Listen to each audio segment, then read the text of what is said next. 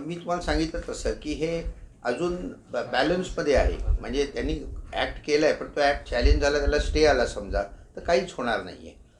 आणि जरांगेंनी जे मागणी केली होती ती त्यांनी अशी केली होती की आम्हाला आरक्षण आणि ते OBC मधनं द्या.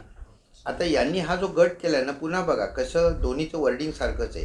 Socially and educationally backward class असं जे वर्डिंग आहे ना, OBCची डेफिनेशन तीच आहे, सोशली आणि एज्युकेशनल बॅकवर्ड क्लास. म्हणजे तुम्ही जर का हे बॅकवर्ड म्हटलं तर ते OBCतच घालायला पाहिजे. असं इतकं सोपं ते सगळं गणित आहे. त्यामुळे जरांगेंची मागणी त्यांनी काळजीपूर्वक केलेली आहे की आम्हाला OBCत घाला, म्हणजे ते 50% आत येईल, म्हणजे ते कोर्टात टिकेल. आता यांनी 50% वर गेलं तर हे कोर्टात टिकेलच असं नाही. त्यामुळे सध्या मला असं वाटतं की थोडीशी एका अर्थाने जनतेची फसवणूक आहे. जरांगेची पण फसवणूक. जरांगेची होते ते, मी तसं विधान राजकारणात जात नाही मी, म्हणून मी ते विधान करत नाही. परंतु जनतेची निश्चितच दिशाभूल याच्यामध्ये होती. तुम्हाला 100% माहिती आहे की कायद्यात बसणार. कारण शिंदेसाहेब काय म्हणत होते एकसारखं की आम्ही OBCना हात म्हणजे कुठल्याही इतरांच्या रिझर्वेशनला धक्का न लावता टिकणारं कायद्यात बसणारं असं आरक्षण देऊ.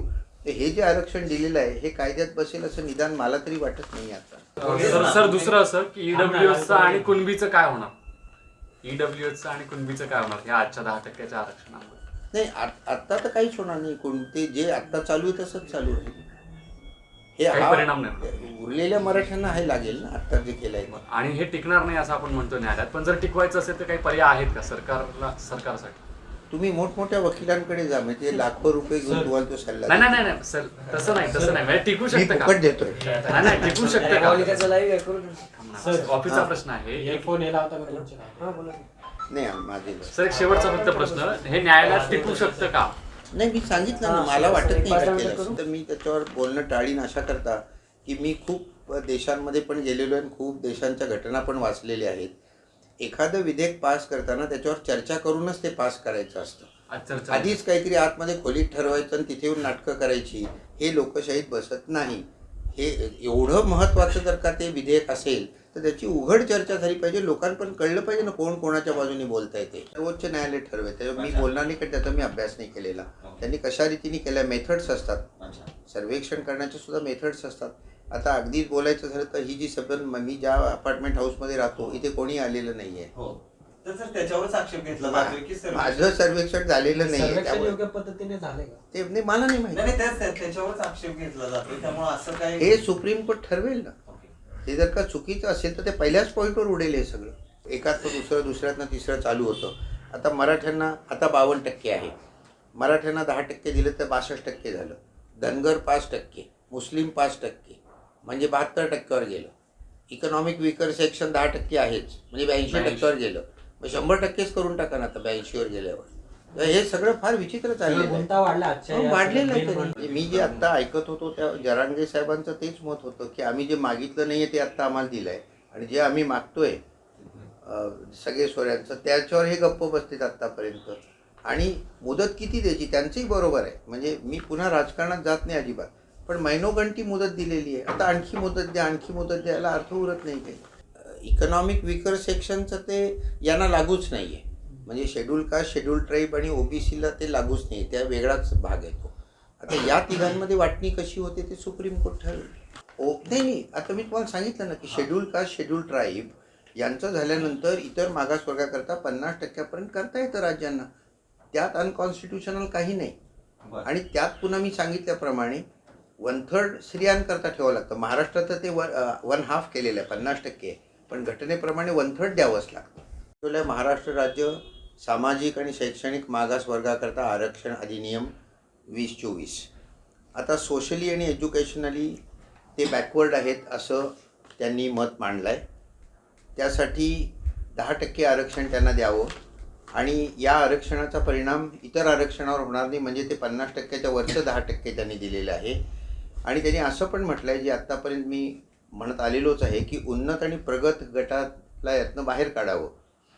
म्हणजे क्रिमी लेअर म्हणतो आम्ही त्याला मराठीमध्ये, इंग्लिशमध्ये, त्या क्रिमी लेअर बाहेर काढायला पाहिजे.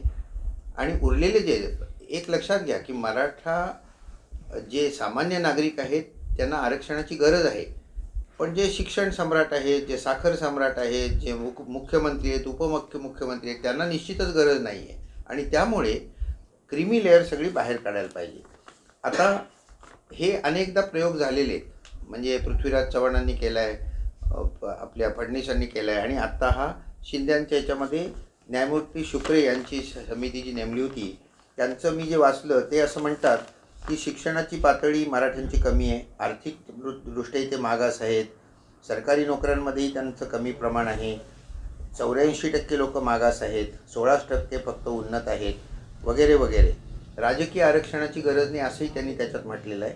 आता एक गोष्ट फक्त त्यांनी म्हटली, म्हणजे हे जजेस आहेत आणि त्यांनी असं का विधान करावं मला कळत नाही. त्यांनी सांगितलं की तमिळनाडूमध्ये सुद्धा 69% आहे, त्यामुळे 50%च्या वर नेता येतं. तमिळनाडूमध्ये जे 69% दिलेलं आहे ते पूर्णपणे वेगळ्या कलमांखाली दिलेलं आहे. तो जो कायदा आहे तमिळनाडूचा तो घटना दुरुस्ती करून 9व्या शेड्यूलमध्ये टाकलेला आहे, आणि 9व्या शेड्यूलमध्ये टाकला कायदा की त्याला प्रोटेक्शन निर्माण होतं. आता 9व्या शेड्यूलमध्ये कायदा टाकायचा असेल तर त्याला घटना दुरुस्ती करावी लागते, आणि घटना दुरुस्ती ही संसदेमध्ये होते, महाराष्ट्राच्या विधानसभेत होत नाही. तेव्हा यांना तो अधिकारच नाही आहे. असं असताना तामिळनाडूचं उदाहरण देणं हे माझ्या मते चुकीचं आहे. एक लक्षात घ्या की हा अधिकार आहे महाराष्ट्राला, म्हणजे 102 घटना दुरुस्तीने हा अधिकार काढूनच घेतला होता, तो केंद्राकडे गेला होता, पार्लमेंटकडे गेला होता पूर्ण. तो 105व्या घटना दुरुस्तीने पुन्हा राज्यांकडे दिलेला आहे. तेव्हा महाराष्ट्राला अशा तऱ्हेचं आरक्षण देता येतं. पण पुन्हा मी माझ्या पहिल्याच मुद्द्याकडे येतो की ट्रिपल टेस्टची इथे पूर्तता झाली आहे का? एक मागास आयोग आहे, तो नेमला आहे तुम्ही, पण त्यांनी जी सगळे निष्कर्ष काढले ते एका महिन्यात त्यांनी सबंध ते एम्पिरिकल डेटा गोळा केला वगैरे, हे सुप्रीम कोर्टात मान्य होईल का? 13 कोटीच्या महाराष्ट्राचं एका महिन्यात असं होऊ शकतं का? यावर सुप्रीम कोर्ट विचार करणार आहे, तर ते अमान्य होऊ शकतं. एम्पिरिकल डेटा जो आहे तो कंटेम्परेनियस आणि कोलेट असला पाहिजे, हे वाक्य आहेत सुप्रीम कोर्टाची. याचा अर्थ ते आत्ताच असलं पाहिजे, सर्व महाराष्ट्रात सारखं असलं पाहिजे, त्याची तुलना करता आली पाहिजे. असा आहे का तो एम्पिरिकल डेटा? याची चौकशी होईल. आणि सगळ्यात महत्त्वाचं म्हणजे 50% क्रॉस झाले, ते सुप्रीम कोर्ट मान्य करेल असं मला वाटत नाही. मागच्या वेळी हायकोर्टाने ते मान्य कसं केलं याचंच मला आश्चर्य वाटतं आहे, कारण सुप्रीम कोर्टाचा निर्णय 141 कलमाखाली सर्व हायकोर्ट्सवर बंधनकारक असतो, आणि सुप्रीम कोर्ट ज्यावेळी म्हणतं की 50%च्या वर देता येणार नाही, त्यावेळी बॉम्बे हायकोर्टने ते कसं मान्य केलं हे अजून मला कळलेलं नाही. अर्थात ते सुप्रीम कोर्टाने पुढे उडवलं, हा वेगळा भाग आहे.